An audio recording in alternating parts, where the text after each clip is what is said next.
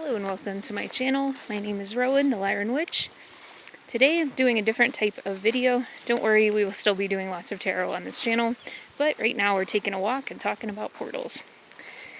So, just to remind you guys, I'm going to be giving away 2 free readings once I hit 1,000 subscribers. If you want to be in the running for that, just leave a comment and make sure that you are subscribed.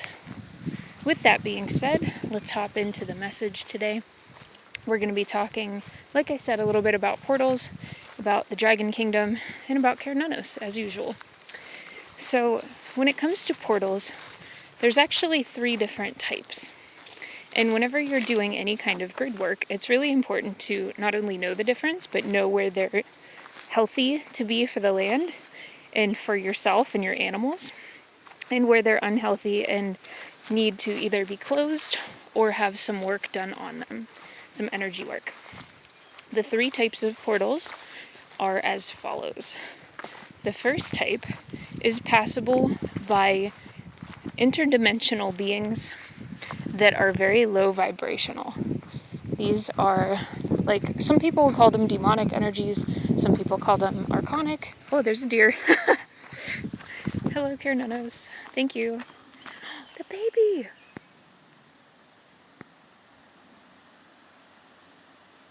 Oh my goodness. Come on, we go this way. I know, it's exciting. How cool. Anyway, I got so excited. I saw that baby 2 weeks ago, and he's gotten so big. But, yeah, the first type are passable only by kind of negative energies, very low vibrational energies. These are the kind that we're going to be primarily focused on in terms of sensing these, making sure that we close them off. And your guides and ancestors and animal guides will all lead you to them. Also, like, beings that are in your area, like different plants, bugs, or animals, will actually lead you to those if they know that you're part of the grid workers in the area, because all of the animals in an area are grid workers too. Like those deer that we saw. Whenever you have a relationship with the animals and plants that are on the land, you'll see little changes in their behavior. They'll lead you to things, or they'll kind of verify messages that you get from your guides to let you know where, when, and how to do things. So this is not something that you can really read in a book if you want to be living, the grid worker life, I guess. Sure, there's books on it, but it's really something you do, not something that you learn about. There's another deer. I don't know if you guys can see it. My screen's a little dark. Very cool. I think that was the buck. That's Daddy. So anyway, yeah, the first type is, again, like a very heavy type of energy. You'll find it a lot on plots of land that are haunted, or that just have kind of an unpleasant vibe, or that have a lot of energies there that you feel like don't belong, or are just very hostile, right? Kind of distorted energies show up with this. You'll see this in all kinds of different areas, even in urban areas too. And, the age of a house or a plot of land is not really the reason something becomes haunted. It's what happened there and the type of energies that are carried in by the people who work there. So a lot of banks, a lot of churches, a lot of hospitals, they can be brand new and have a ton of distorted energy just because there's so many people passing through.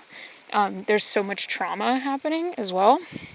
So those are just some big ones. Also, any type of military area or base, anywhere around that, the nature can be very messed up because of different things, different energies that the military is bringing, because it's the energy of war, right? So just something to keep an eye out for. The second type of energetic portal is the type that you will be working with, Lightworker. It is a one-way door from the divine or source itself to where you live. You can open these by activating the chakras in your palms and in your fingertips. Some of you may even use your arms in different ways, like your forearms or the bottoms of your feet. It depends on what your guides have you learning. But you can open these one-way doors, and basically it will bring angelics into the area that are kind of assigned to work that plot of land, and you will work with them. So whenever you're ready to grid work your land, you can go outside. You don't have to have any tools, or you can choose to use crystals, crystal skulls. I don't recommend ever using organite or plastics outside unless you take them home with you. But you don't need any of that. You can do it just with your hands, just with your dog or your pet, or even with sticks and leaves. If you just want to do like acupuncture on your land with sticks, that's something my guides taught me. It's free, Anybody could do this. You don't need tools to do energy work. They're like an extra thing if you want to, or if you have access to them, right? But usually if you start doing the work without the tools will find their way to you somehow. Even if you have like no money, people will gift them to you, or you'll come across things that are perfect for what you're doing. So you can, once you set your intentions and get yourself situated in your area with whatever you're here to do, you can call in or open portals to the divine and ask that loving guides, ancestors, deities, animal spirits, nature spirits, dragons of the land, or angels come through and assist you in balancing the grid lines. And some of you will see them or sense them when it happens. It's a really beautiful feeling. And eventually you'll be able to do this wherever you go. And you'll basically be opening these doorways everywhere you are living. That's why a lot of us are assigned to live in places, or end up living in places that feel like shit. Because you're basically here to grid work certain areas of the world. And once you complete your assignment, you can move on. And, that doesn't mean that you're going to be in that place forever, or be in a bunch of crappy places forever. But sometimes, these places cross our path, and we have to do what we can while we're there. It's just a part of how it works. Okay, the third type is kind of just a spin-off of the second type, honestly, but the guides wanted me to explain it. So while you can do a one-way portal for angelics, you can also do two-way portals that all things can pass through. This is especially useful if you, let's say, live on a plot of land, or live in a house or an apartment that's very haunted, but you feel like the thing that's, the being that's haunting the place, or the energies that are there, don't mean you harm. They're just kind of, I don't want to say stuck, but they might be like choosing to be stubborn, or like remaining behind, or, just very disturbed, or like unfinished business type of energy. If you sense that, that's a great time to open a two-way portal or two-way doorway, which again, you do the same way. Okay, this is something your guides are going to teach you when you open yourself to it. Kernunos and the dragons are the portal keepers. Okay, so if you, come on, turn around. If you have dragon codes, if you have animal codes, nature codes, you are able to do this. All right, this is not something that everybody does, but if you're drawn to my channel, odds are this is something that you naturally can do as part of your healing. All right. And whenever you set that intention, it becomes a two-way door. So not only can these angelics and these really high-frequency beings come in and assist and, start balancing the energies while you're doing your thing, and they're like your backup, right? But also, it opens a doorway for anything that is stuck there, or, just wasn't ready to leave, to feel that energy of source or the divine and be able to return. So they can go through that doorway to leave as well. And you can leave those open. Usually those types don't stay open permanently.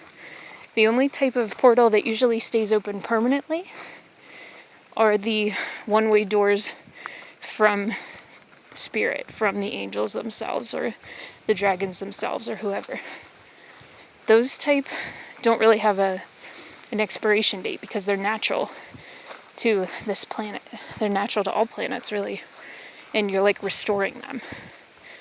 The lower vibrational ones, And the two-way doors, which have the option, I guess, for these lower vibrational energies to move through them, those ones are not like endemic, right? Like those are something that form, I've always been told, kind of unnaturally. Don't drink that. Thank you. I've always been told that those don't form naturally, and that's why there's like a battery on them. You have to intend that something power that, and intend how long you want it to be open. Sometimes the angels or guides will direct you how long it will be open. Sometimes it'll be 3 days, sometimes it'll be a week, a month, a moon cycle, a season, whatever. It'll be different depending on who you are, who your guides are, what you're doing. And you'll have more and more control over this process as you learn and as you attune to the energies that are around you, that are guiding you with this. You know, never do it if it's taking from you. If you feel totally drained after doing portal work or energy work, grid working, it means that you're not grounded. And that's a sign to tune in with the divine. You can tune in with the dragons or Kernanos and ask them to assist you in aligning yourself to the earth. Do a salt scrub on your feet, on the palms of your hands, and on your body, but especially paying attention to the palms of your hands, the crown of your head, and the bottoms of your feet, because those are essential for letting that divine light come through you, and also through your feet, releasing any extra energy that you're absorbing as an empath, as a light worker, whenever you're just going through the world, doing your thing. All of that like heaviness that people are kind of throwing at you, or you're just experiencing by means of your life, have to go somewhere. And they go back to the earth itself. The earth mother will take that energy and be able to recycle it. She's the ultimate recycler. So don't think of it as you're just dumping on her. That's not how she thinks of it. She's like, this is great. You're returning this energy to me that was mine to begin with. And I can turn it into a high vibrational energy. I can grow a flower with this. I can grow a tree with this. I can make a hiding spot for this baby deer or whatever. You know, all of that stuff is important.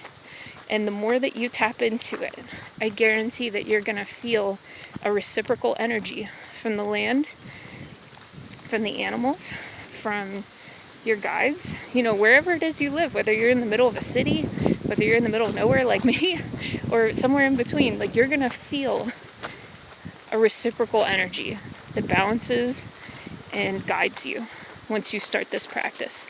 And, you know, it's really ultimately time that more of us begin to assist with this energy. There's so many of us who have been practicing all of the skill sets that are around grid working, but haven't actually begun grid working. So here's your sign. Here's your little push or nudge from the universe to hop in and try it. There's no wrong way. You can practice. You don't have to jump in head first, but, you know, give it a shot. There's nobody who will know if you mess up, you know? This is something between you and spirit, you and the land. And I guarantee you will be guided to whatever it is that you need to know from this. So that is what I have for you guys. I really hope this message reaches who it's meant to, and who it's meant to assist and inspire. And I'm grateful to the deer spirits and Kernanos and the dragons for showing up today. How cool that the 3 deer, the mom, the dad, and the baby all showed up and got to say hi to you guys. So I'm sending you all love and peace and protection and grounding at this time. Be blessed.